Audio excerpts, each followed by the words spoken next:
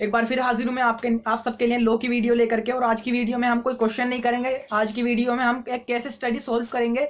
जैसा आप स्क्रीन पे देख ही सकते हैं। सबसे पहले मैं आपको बता दूं, अगर आप किसी भी असाइनमेंट की पीडीएफ चाहते हैं तो हमें अरे इंस्टाग्राम अकाउंट में हमें फॉलो कीजिए और चैनल पे कमेंट करके हमें बता सकते हैं आप किसी भी सब्जेक्ट के असाइनमेंट की वीडियो चाहते हैं। जरूरी नहीं कि वो ड्यू सोल का असाइनमेंट है, वो 9, 10, 11, 12 किसी भी क्लास का असाइनमेंट हो सकता है। जो भी आप चाहते हो तो हमारे चैनल्स पे या हमें इंस्टाग्राम अकाउंट पे फॉलो करके आप कमेंट में बता सकते हैं हमें, जिस तरह से हम आपको हर असाइनमेंट की वीडियोस दे सकते हैं। तो बिना देर करते हुए चलते हैं, आज हम अपनी केस स्टडी कैसे सोल्व करें और जो एक ड्यू सोल असाइनमेंट की एक केस स्टडी है वो सोल्व करेंगे आज हम। जैसा आप स्क्रीन पे देख सकते हैं, a lady to knew that her skin was abnormal sensitive bought a coat and develop skin trouble by using it. She did not prescribe to the seller that her skin was abnormally sensitive, can the seller be held liable.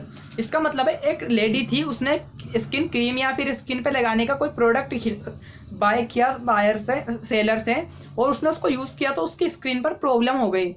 तो अब उसमें हमें यह बताना है कि buyer जो seller है वो लायबल होगा या वो लायबल नहीं होगा। तो चलिए इसकी इन्वेस्टिगेशन स्टार्ट करते हैं इस केस की। अगर हम एक एडवोकेट या फिर हम कोई भी लो मेंबर होते तो इसको हम किस नजरिए से देखते हैं, इस केस को कैसे सोल्व करते हैं, उसके बाद हम देखते हैं फैक्ट। सबसे पहले किसी भी केस स्टडी को सोल्व करने के लिए हमें जाते हैं उसके फैक्ट पर। फैक्ट क्या है, तो फैक्ट बताने होंगे हमें। A lady bought a coat to develop her skin trouble by using. एक लेडी ने एक शॉपकीपर से कोट यानी फेस का कोई प्रोडक्ट खरीदा जिससे उसकी स्किन पर प्रॉब्लम हो गई, उसे परेशानी हुई। तो ये थे हमारे फैक्ट। और उसके बाद जाते हैं हम रेफरेंस में। रेफरेंस क्या कहता है, in case of sales of good act the doctrine of caveat emptor means the let the buyer be aware when the seller display their goods। इसकी रेफरेंस में जाते हैं तो इसकी रेफरेंस में सेल्स ऑफ गुड एक्ट का एक provision लगता है जिसको हम जानते हैं कैविट एम्प्टर के नाम से। तो कैविट एम्प्टर प्रोविजन क्या कहता है, कैविट एम्प्टर प्रोविजन हमारा कहता है अगर हम कोई सामान खरीदते हैं तो हमारी एक रिस्पॉन्सिबिलिटी बनती है उस सामान के प्रति हम अपनी इच्छाएं जाहिर करें और उसको अच्छी तरह देख परख कर खरीदें। ये कोई सेलर की इंटेंशन नहीं होती कि वो अपनी चीज की अपनी कमियां खुद बताएगा। दोस्तों अगर हम कभी कोई सामान खरीदते हैं तो आपने देखा होगा जो सेलर होता है वो अपनी चीज की हमेशा तारीफ करता है, कभी अपनी चीज की बुराई नहीं करता।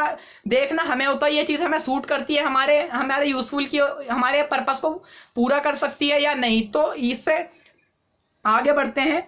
इन the open market it is for the buyers to make a proper selection for choice of the goods. हमें एक प्रॉपर सिलेक्शन करना चाहिए। अगर हम कोई भी सामान खरीदते हैं तो उसके लिए हमारे पास एक प्रॉपर स्ट्रेटजी होनी चाहिए, हमारा सिलेक्शन एक अच्छी तरह से होना चाहिए।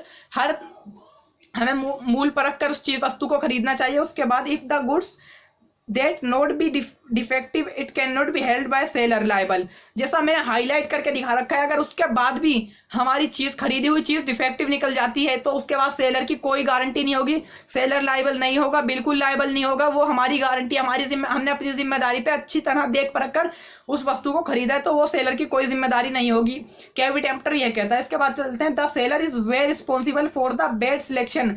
अगर सेलर खराब सिलेक्शन करता है, कोई खराब गुड्स लेता है तो वह उसकी जिम्मेदारी होती है, वो सेलर उसके लिए लायबल नहीं होगा। उसके बाद आते हैं हम अपने नेक्स्ट पेज की ओर। The seller has not bound to disclose the doubts defect of the goods. जैसा मैंने आपको बताया कोई भी सेलर जो होगा वो अपने गुड्स की बुराई अपने मुंह से नहीं करेगा। फॉर एग्जांपल मैं एक बाइक खरीदने जाता हूं और मुझे पता नहीं है उस बाइक का इंजन खराब है, तो वह जो बाइक सेलर है वो मेरे को डिस्क्लोज ना करे तो भी मेरे को चलेगा, क्योंकि मेरे को नहीं पता। और उसके बाद सेलर की रिस्पॉन्सिबिलिटी खत्म हो जाती है। उसके बाद मेरी रिस्पॉन्सिबिलिटी होती है, मैंने उस चीज को देखा परखा क्यों नहीं, मैंने क्यों उस बाइक को मैकेनिक को नहीं दिखा के चेक कराया कि ये मेरा पर्पस पूरा करेगी या नहीं करेगी। उसके बाद दोस्तों हम कंसलेशन पर आते हैं। कैविट एम्प्टर कहता है buyer can not held the seller responsible. Highlight points में मैंने बता रखा है बायर जो होगा वही रिस्पॉन्सिबल होगा, सेलर कभी रिस्पॉन्सिबल नहीं होगा कैविट एम्प्टर के थ्रू। और अब आते हैं हमारे कंसलेशन पर। इस केस स्टडी का क्या पर्पस होता है, किसको क्लेम मिलेगा, कौन इसका क्लेम भरेगा, कौन इसके लिए लायबल होगा, तो जानते हैं। According to above provision of the sales of good act 1930, जो कि एक कैविट एम्प्टर प्रोविजन एक्ट है 1930, सेल्स ऑफ गुड एक्ट के अंदर, the lady can not held the seller responsible. जो लेडी है वो जो महिला है वो सेलर को, एक विक्रेता को जिम्मेदार नहीं ठहरा सकती, है उसी की जिम्मेदारी थी लेडी की। तो ये थी आज की हमारी केस स्टडी। इसी तरह से वीडियो पाने के लिए हमारे चैनल को लाइक करें और मोटिवेशन के लिए हमारे चैनल को सब्सक्राइब करें, और अगर पीडीएफ चाहते हो तो इंस्टाग्राम अकाउंट को फॉलो करें। जी हाँ।